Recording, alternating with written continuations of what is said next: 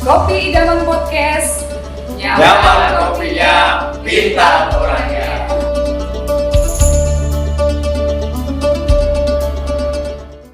Assalamualaikum warahmatullahi wabarakatuh. Apa kabar sahabat Idaman segalanya? Jumpa lagi dengan saya Tina Alvara di Kopi Idaman Podcast, Dinas Pendidikan dan Kebudayaan Kabupaten Kutai Kartanegara. Hadir kembali hari ini bersama saya Bapak Dr. Agus Joko Sampurno MSI. Jika di episode sebelumnya kita ngobrol mengenai program di salah satu bidang ya Pak ya, di Dinas Pendidikan dan Kebudayaan Kabupaten Kutai Kartanegara. Kali ini kita akan ngobrol lebih santai mengenai perjalanan karir beliau, yang mana mulai hari ini ya Pak ya, sudah memasuki masa purna tugas. Ya, sebelumnya selamat datang kembali Pak Joko di podcast kita. Boleh mungkin Pak sedikit cerita perjalanan awal karir sebagai abdi negara.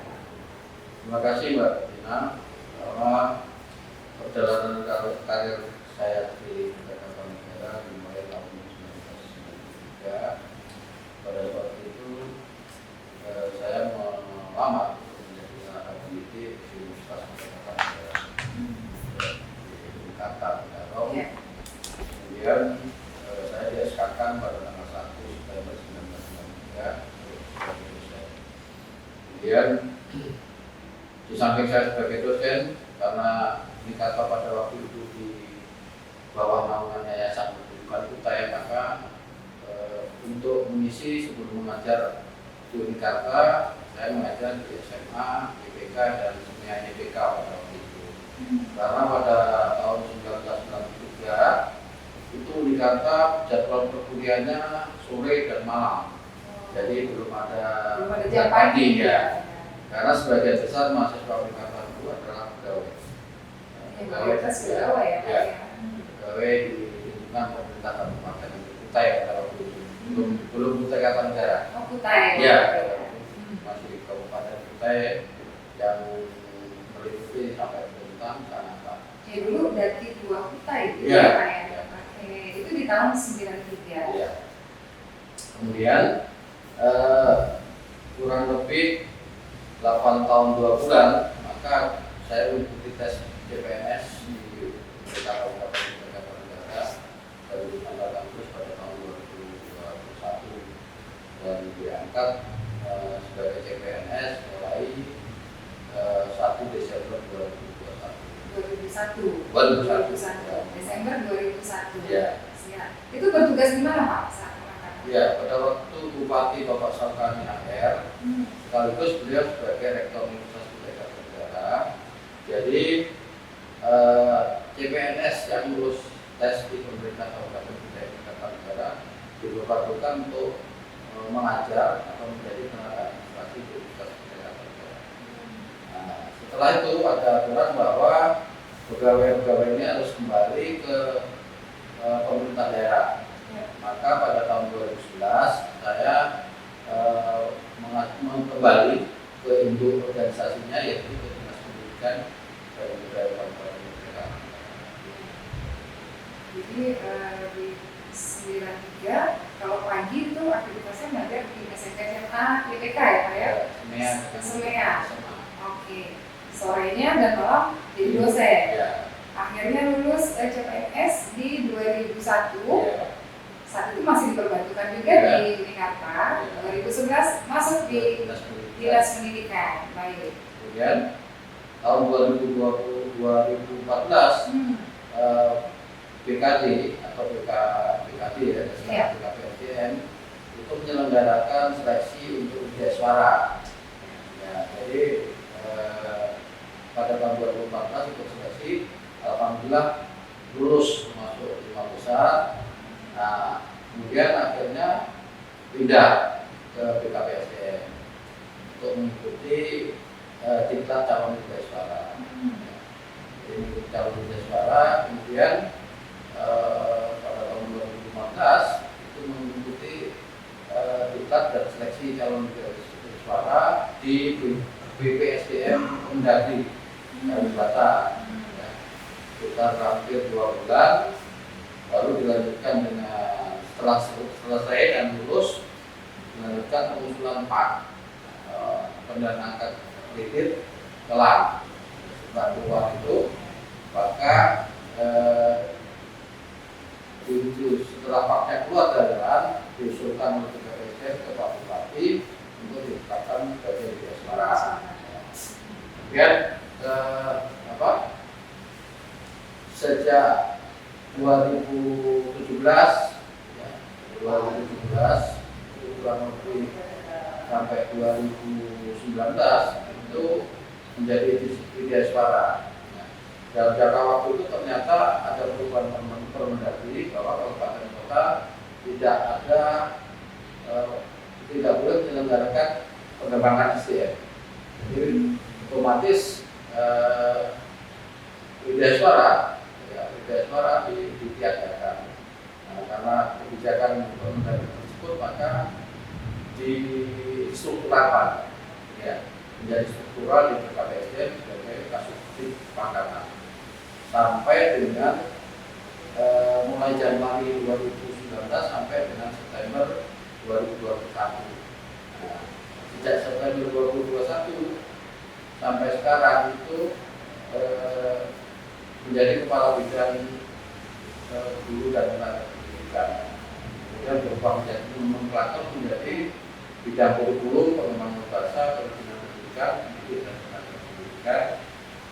Selanjutnya Sekretaris Dinas Pendidikan pensiun akan merangkap menjadi pelaksana tugas Sekretaris Dinas Pendidikan dan Kebudayaan sejak 1 September 2024 sampai dengan 31 Juli 2025.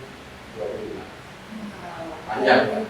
Dari perjalanan panjang karir Bapak yang Bapak ceritakan tadi bisa dikatakan Bapak ini betul-betul sangat mencintai dunia pendidikan. Iya. Kalau boleh tahu background pendidikannya apa Pak? Ya, jadi background pendidikan saya itu memang guru. Jadi kalau ayah tentara, kebetulan ayah saya itu tentara di dinas di Batalion Super 10, jam Super 10 APP Kostrat Pasuruan. Jadi namun pada waktu saya kelas 5 SD ya, usia 11 tahun ya saya meninggal. Dan saya pindah lagi kelas 6 SD sampai SMP di Kediri. Nah, kemudian dari Kediri lulus SMP melanjutkan ke sekolah pendidikan dulu. Sekolah pendidikan dulu di Studi Negeri di Pasuruan. Nah, setelah itu karena orang tua merantau ke Kalimantan ke Kalimantan, maka muncul Kalimantan Timur dan kemudian S1 di Fakultas Keguruan dan Ilmu Pendidikan di Universitas Malang Samarinda. Jadi memang cita-citanya guru Pak? Cita-cita sebenarnya cita-citanya ingin jadi tentara, tapi ya atas saran dari adik ibu mengatakan bahwa saudaramu banyak, pertama supaya pada waktu itu SPG kan sekolah yang favorit ya, artinya begitu lulus dapat menjadi guru. Akhirnya kita bertanya ke SMA, ternyata ya disarankan oleh adik ibu untuk masuk ke sekolah pendidikan itu. Ya kita tekuni dan akhirnya sampai sekarang senang dan cinta dengan dunia pendidikan. Kalau boleh tahu istri orang utara? Ya, alhamdulillah istri saya orang asli Kalimantan Timur. Ya kebetulan sama-sama kuliah di Universitas Malangan. Wah, Ya. cerita di pendidikan kuliah ya? Ya aslinya itu dulu di Kecamatan Mangkurat. Sekarang masuk Kabupaten Jawa. Oke, kalau dari anak-anak Pak, ada yang seperti Bapak juga di dunia pendidikan? Iya, dari 4 anak kami, anak saya itu tidak ada yang kuliah di Fakultas Keguruan dan Ilmu Pendidikan. Ya, jadi namun ada satu anak saya yang sekarang menjadi dosen di Universitas Kutai Kartanegara, tapi bukan di Fakultas Keguruannya, tapi di Fakultas Teknik. Kebetulan anak saya yang ketiga itu pendidikan terakhirnya S2 Teknik Elektro di TB baru. Jadi alhamdulillah pada seleksi formasi 2024 kemarin itu lulus menjadi CPNS formasi dosen fakultas Muhammad. Menekuni di dunia pendidikan sekian lama Pak. Apa yang Bapak bisa amati perkembangan dunia pendidikan saat ini dari era manual sekarang digital, perkembangan juga karakter siswa dulu dengan sekarang itu seperti apa? Ya, kalau ditinjau dari perkembangan teknologi, pendidikan kita sangat berkembang dengan pesat ya. Dengan perkembangan teknologi yang pesat tentunya juga diikuti oleh pendidikan seperti atau pendidikan karakter atau pendidikan sekarang.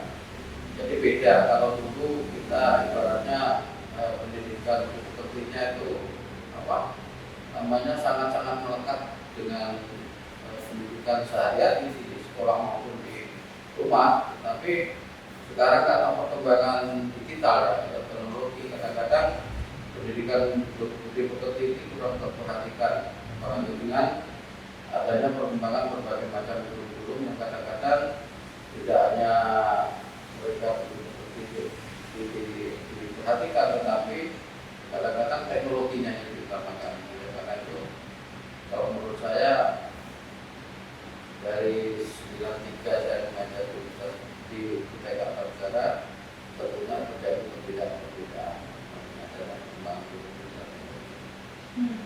Berdinas di Dinas Pendidikan dan Kebudayaan mulai dari tahun 2021 ya Pak, sampai dengan memasuki masa pembaruan. Sudah ke bidang mana saja atau malah di satu bidang aja di masalah pertahunan? Ya, tahun 2011 sampai 2014 kebetulan saya sebagai staf seksi Sapras, waktu itu menangani Sapras karena waktu itu ada bidang sarana prasarana itu banyak kegiatan-kegiatan pembangunan fisik mulai dari TK sampai dengan SMP. Kemudian saya keluar dari Dinas Pendidikan 2014 kembali lagi ke 2021 di bidang guru dan tenaga pendidikan.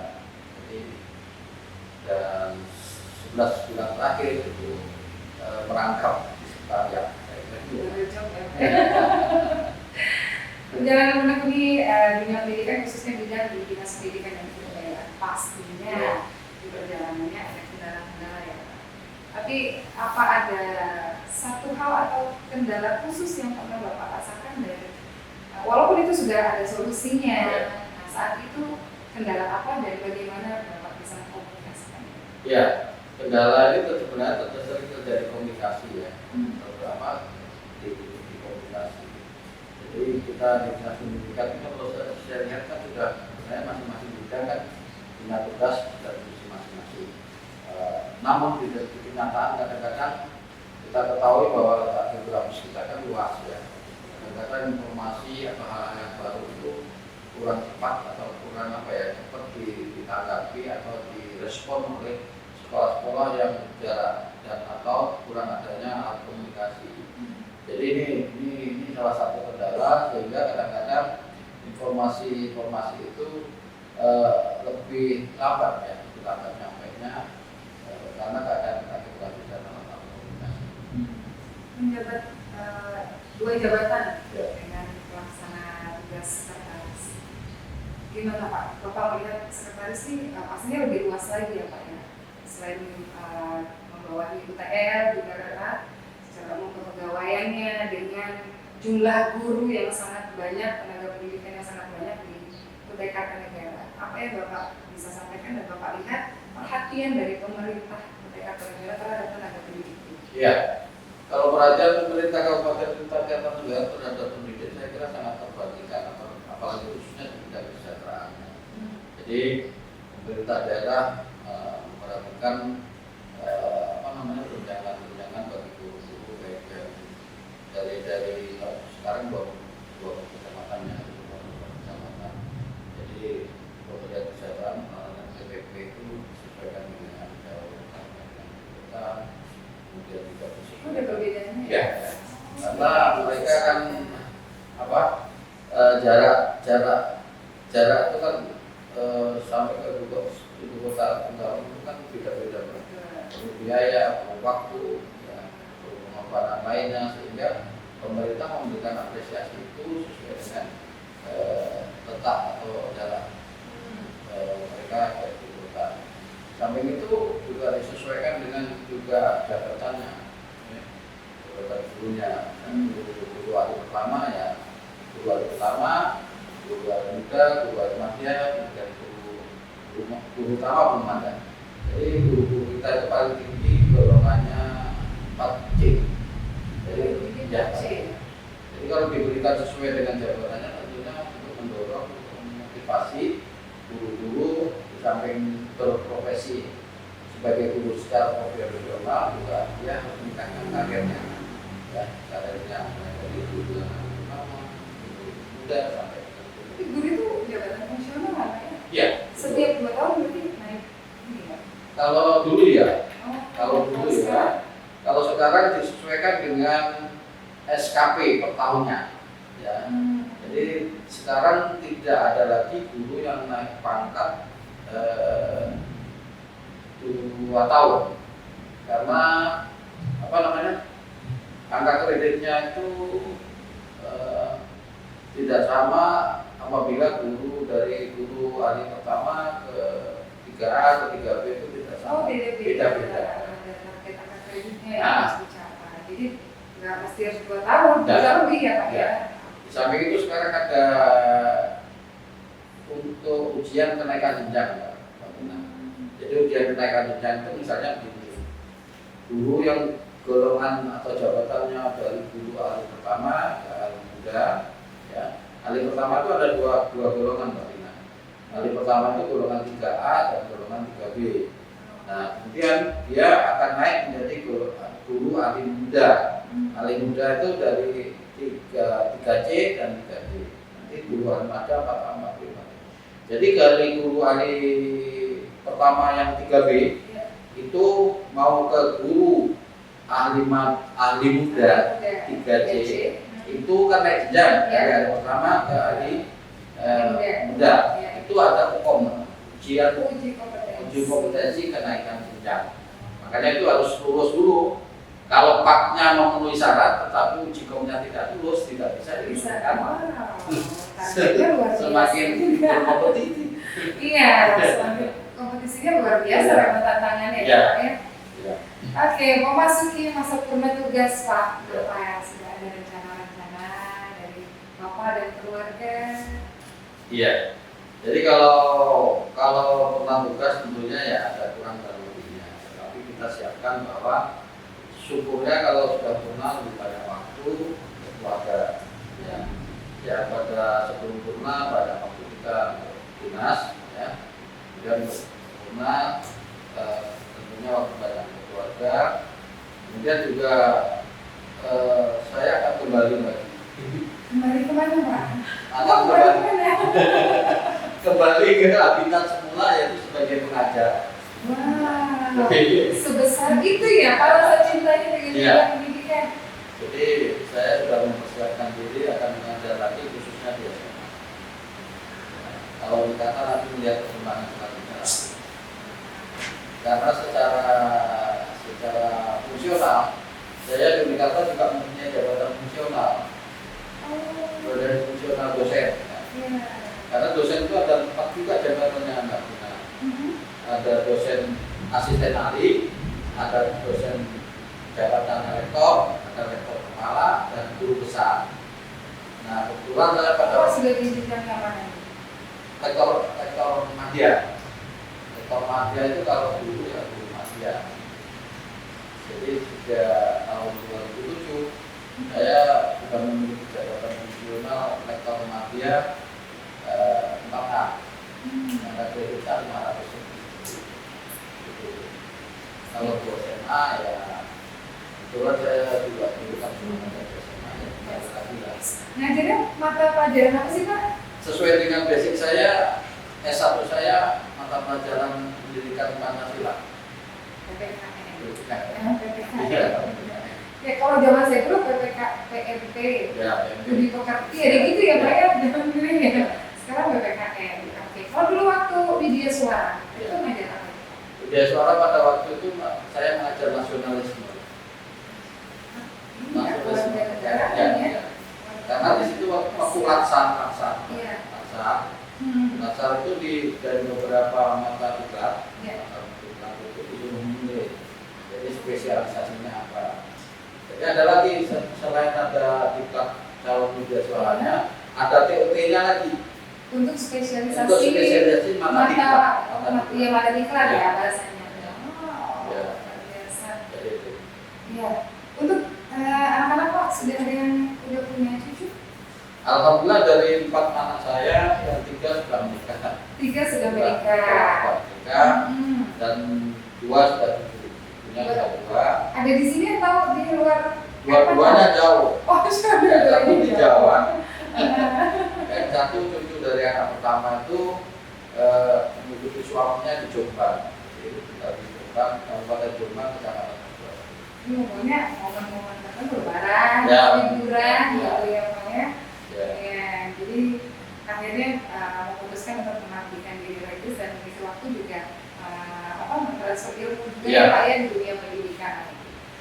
Pak, apa yang ingin disampaikan untuk guru-guru, tenaga pengajar yang saat ini masih aktif di dunia pendidikan?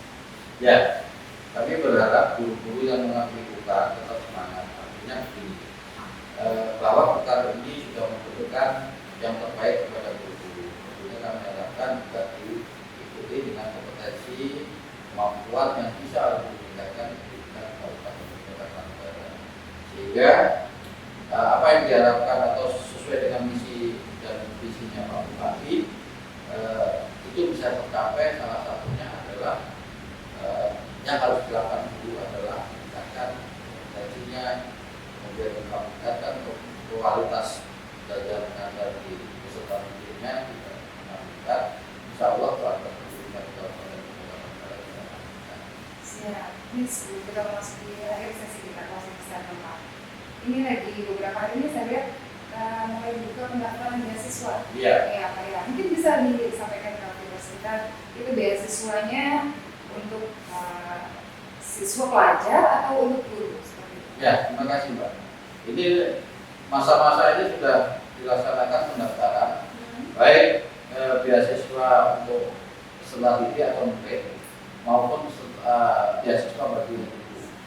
Ya, beasiswa dari untuk murid itu ada linknya masing-masing. Ya, ada bidang SD, ada bidang SMP. Kemudian untuk guru khusus itu bidang kurikulum dan tenaga pendidikan itu ada linknya. Jadi diperuntukkan bagi guru-guru yang belum menyelesaikan S1 atau belum linear dengan program studi di mana guru tersebut mengajar. Ya. Oke, baik. Pak Joko memasuki sesi akhir kita. Closing statement-nya yang ingin disampaikan kepada pemerintah Kabupaten Kartanegara, khususnya juga kepada Dinas Pendidikan dan Kebudayaan. Terima kasih. Jadi pendidikan itu bukan tanggung jawab pemerintah saja. Jadi pendidikan itu adalah tanggung jawab orang tua, pemerintah dan masyarakat. Oleh karena itu harus saling sinergis antara tiga yang disebutkan di pusat pendidikan. Kemudian pendidikan itu tidak hanya pada dinas pendidikan saja, artinya kebijakan dari pemerintah, tetapi juga harus didukung oleh guru dan tenaga pendidikannya. Ya. Jadi apalah artinya pembangunan sekolah yang megah apabila kualitas guru dan tenaga pendidikannya tidak begitu. Ya. Jadi oleh karena itu pendidikan ini adalah suatu yang sangat kompleks lah. Jadi tidak bisa ditangani sendiri, tetapi harus bersinergi dengan OPD atau antara dinas pendidikan sendiri dengan OPD yang lain atau dinas pendidikan dengan pemerintah daerah pada umumnya bupati satu tenaga pemerintah kabupaten, kemudian juga masyarakat. Kalau ada yang penting lagi adalah adanya komunikasi dan koordinasi di antara stakeholder yang memang bisa mendukung pendidikan yang berguna. Nah, Terima kasih banyak Pak Joko untuk kehadirannya hari ini. Ini hari terakhir Bapak masuk kerja. Ya. Oh, Masya Allah. Besok sudah. Besok sudah memasuki purna tugas. Selamat berkumpul dengan keluarga, Terima kasih. dan terima kasih untuk dedikasinya selama ini untuk kebaikan bernegara. Semoga kedepannya masih bisa terus mengabdi untuk dunia pendidikan ya Pak. Ya. Sebelum kita tutup seperti biasa Pak, tagline-nya kita kopi idaman. Jika saya serahkan kopi idaman podcast, jawabnya nyaman kopinya kita. Ya. Baik. Kopi idaman podcast. Nyaman kopinya, pintar orangnya. orangnya. Baik, sekali lagi terima kasih banyak Pak Joko. Sama-sama. Saya selalu salam untuk keluarga. Oke, viewers, demikian tadi ngobrol santai kita bersama Bapak Dr. Anies Joko Sampono, MSI. Beliau di akhir jabatan kemarin sebagai Kepala Bidang dan juga pelaksana tugas Sekretaris Dinas Pendidikan dan Kebudayaan Kabupaten Kutai Kartanegara. Saya Tina Alfara, terima kasih. Wassalamualaikum warahmatullahi wabarakatuh. Waalaikumsalam.